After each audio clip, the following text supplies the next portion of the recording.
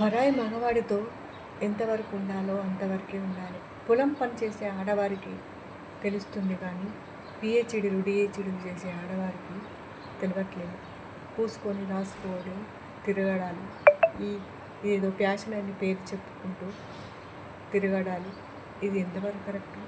మీకోసం మీ ఆయన చేస్తున్న పనిని దృష్టిలో పెట్టుకొని తను మా కుటుంబం కోసము అంత కష్టపడుతున్నప్పుడు నేను ఇలా తిరగడం కరెక్టా అని ఆలోచించితే మీకు అర్థమవుతుంది.